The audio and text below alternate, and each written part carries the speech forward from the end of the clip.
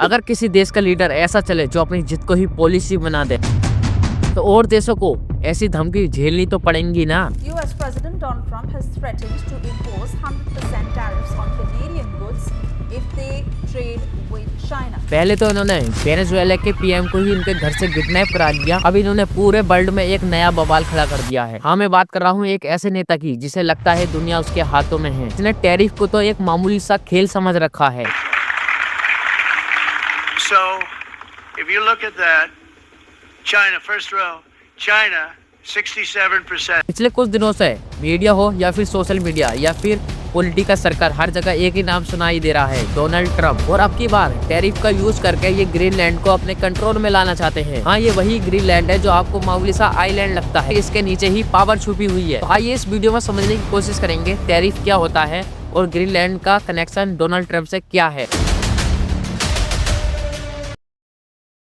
Tariff का simple मतलब मैं अगर आपको बताऊं तो टैरिफ एक तरह का टैक्स होता है जो एक देश दूसरे देश पर लगाता है। मान लीजिए आपको एक कार खरीदनी है, तो आपके पास दो ऑप्शन होते हैं। ऑप्शन नंबर 1, इंडिया की खुद की बना हुई कार जो इंडिया में ही मैन्युफैक्चर होती है। ऑप्शन नंबर 2, अमेरिका से इम्पोर्टेड कोई कार जो थोड़ी बेहतर है इंडिया वाली से, प्राइस भी ऑलमोस्ट सेम है। आई थिंक 90% लोग अमेरिका की ही कार खरीदेंगे क्योंकि वो बेस्ट है। अब गवर्नमेंट की टेंशन यही से शुरू होती है।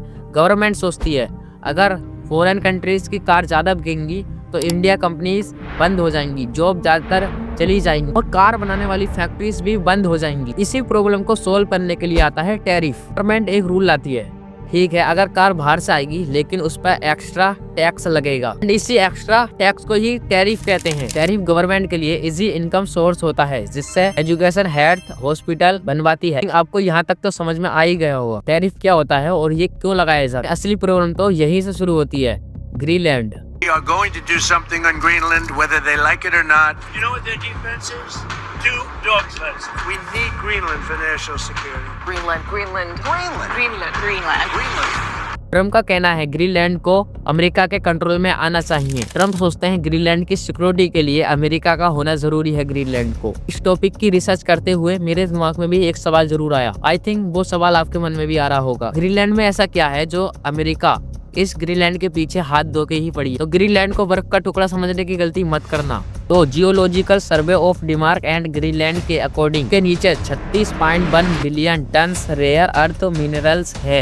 ये मिनरल्स फ्यूचर के टेक्नोलॉजी का बैकबोन है। ये यूज होते हैं fighter jet, electric car and missile. Trump के लिए ग्रीनलैंड कोई नॉर्मल नहीं है, ये एक फ्यूचर पावर है। लेकिन ग्रीनलैंड कोई खाली जमीन नहीं है, वहाँ लोग रहते हैं, वहाँ एक सिस्टम है और वो लीगली डेनमार्क का हिस्सा है। तो जब ट्रम्प इसे खरीदने की बात करते हैं तो ये सिर्फ डील नहीं होती, ये प्रेशर पॉलिटिक्स होती है जिसमें टैरिफ एक वेपन बन जाता है। ट्रम्प जैसे लीडर जब पावर में होते हैं तो उन्हें लगता है पूरी दुनिया हमारी मुट्ठी में है, जो चाहे करें कोई हमें रोक नहीं सकता। और कमेंट में ये जरूर बताना क्या ग्रीनलैंड अमेरिका का होना सेफ रहे।